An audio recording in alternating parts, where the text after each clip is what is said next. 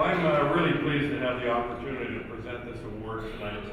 Our winner will join a list of very accomplished leaders in the field of life sciences over the years, and actually, if you look at your program, you'll see the list of those individuals, and a few of them are actually in the room here with us tonight, so that's terrific.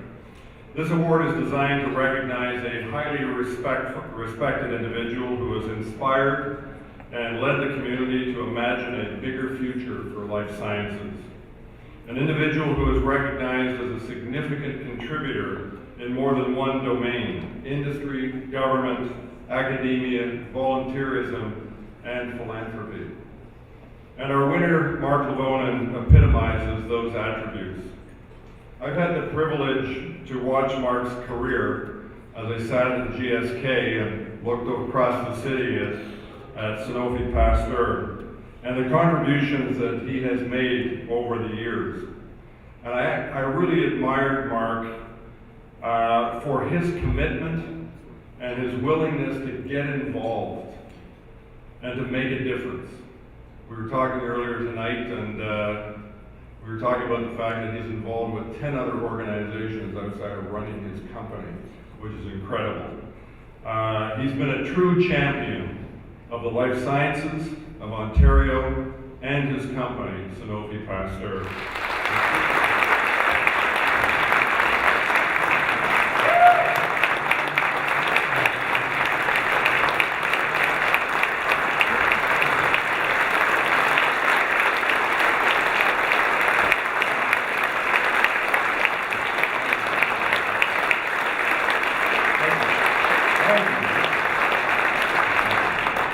Wow, this is awesome.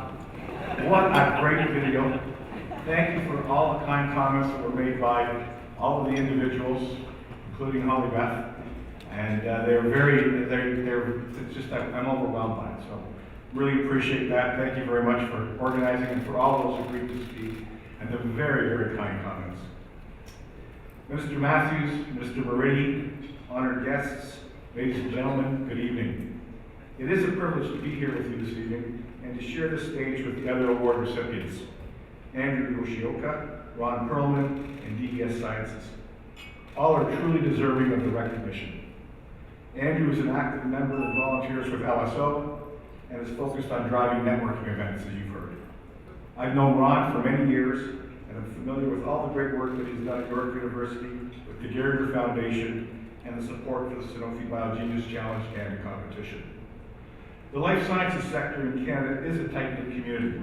In fact, when one of Sanofi Pasteur's retired employees, Jake Shishuti, found out that I was receiving this award, he wrote to me and said that his son's in-laws are the co-founders of DES Sciences, Vladimir Baronoff and Olga Ordotsky, along with Scott Tanner, who are sharing the stage tonight. It really is a small world.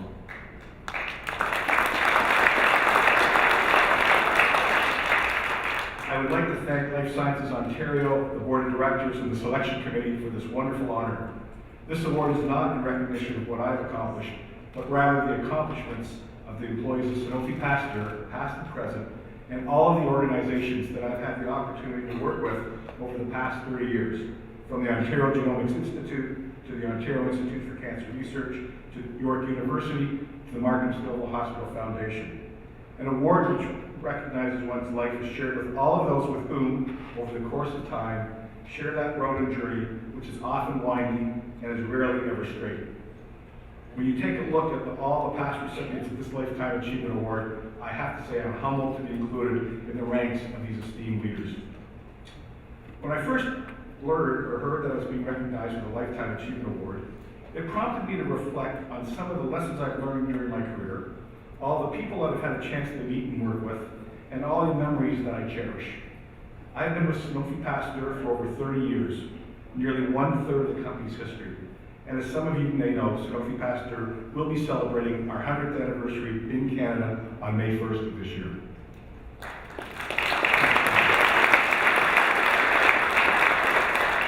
I am proud to represent an organization that has contributed to the growth and sustainability of Ontario's thriving biotechnology sector, while at the same time pursuing Sanofi Pasteur's vision, a world which no one suffers or dies from a vaccine-preventable disease. Tonight, I'd like to share with you a couple of things that I've learned over the last 3 decades about the importance of taking risks and giving back. Now, I have many family members in the audience tonight, and right now they are probably thinking, why is he talking about taking risks? That's not Mark. And they are partly right. Individuals often have multifaceted personas, shaped by situations that we are presented with and influenced by people who we have met. I've been very fortunate to be in the right place at the right time, and my career path has been somewhat unusual. I graduated from York University School of Business, and I began my career as a chartered accountant working at Coopers and Lybrand, and became a tax accountant. In 1983, I joined what was then Connaught Laboratories of the Treasury Department and was appointed Vice President of Finance in 1988. During these early days in my career, people took risks on me and gave me a number of opportunities. In 1990, I was appointed Senior Vice President of Commercial Operations and established our Mexican subsidiary a few years later. In 1995, I was asked to lead the company's cancer vaccine strategy, including the research and development program. You could probably imagine the discussion at that time, putting an accountant in charge of scientific endeavor. But in 2 years, we were able to secure a partnership with the Government of Canada, which led to a $350 million commitment to develop cancer vaccines. We had to build everything from the ground up, hire scientists, researchers, and even build a new facility. It was a very ambitious program. In the end, the program was stopped 10 years later as the organization moved in a different direction. But we invested in our biochemistry, immunology, and process development capabilities, and have been able to leverage that infrastructure that was put into place for the development of other vaccines. While some may view the cancer vaccine program as a failure, to me, it was an opportunity to learn and grow. Failing isn't necessarily the opposite of success. It can be a path to success. And today, we have over 200 people continuing to perform laboratory-based research and development at the Toronto site because we undertook that program. As Cal Stiller mentioned in the video, I'm not a scientist, but what I've learned is that in science, all reactions occur at an interface, where new substances are formed and new matters are created. From a commercial perspective, it is very much the same thing. When creating partnerships among industry, academia, and government, the interface between the various stakeholders is critical. There are inherent risks in pushing the boundaries, but we need to stay at the edge, stay at the interface, for this is where great things are achieved. I am committed to this, and Sanofi Pasteur is committed to this. Over the past 30 years, we have transformed our Canadian operations into a global billion-dollar enterprise. We manufacture vaccines in Toronto that are shipped to more than 70 countries around the world. We need to maintain and build our global mandates in an ever-increasing competitive world. We need to continue to take risks and bridge between industry, government, and academia.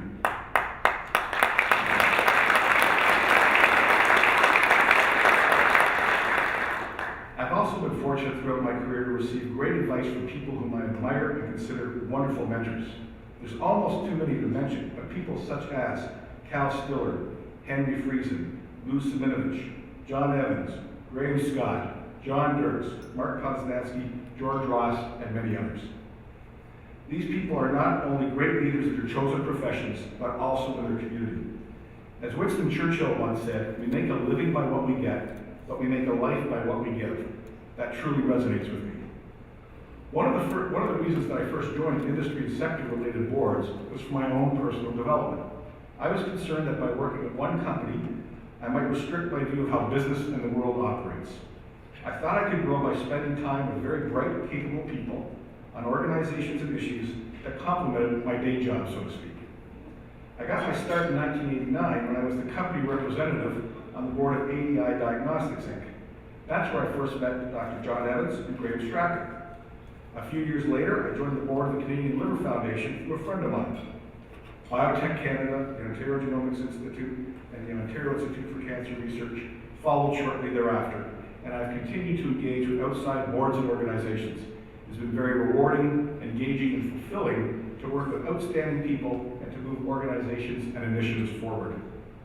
One initiative that I'm very proud of is the Sanofi Biogenius Challenge Canada, or the SBCC as it's commonly known.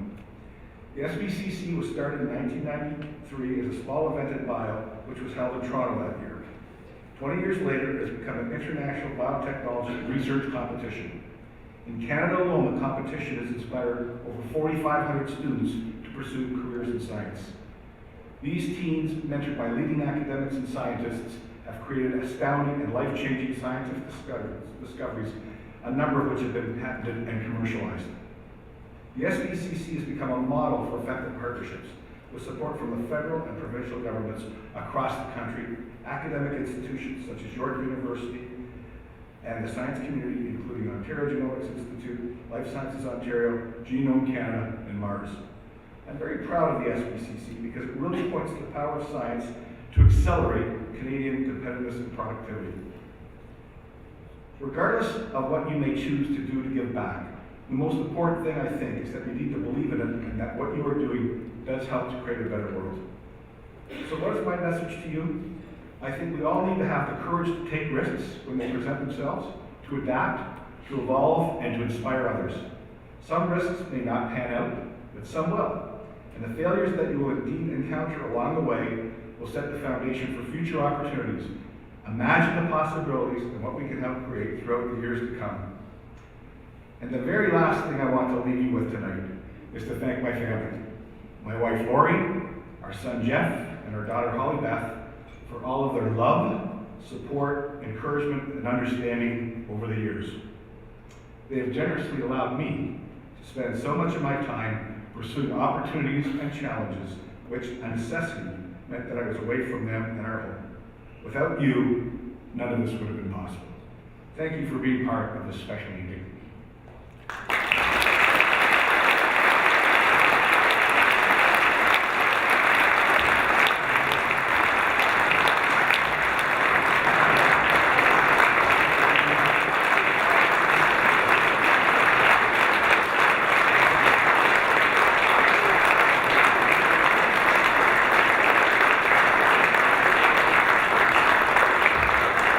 Minister Murray and Deputy Mayor Kelly, can you please join us on the stage for a photo with Martin?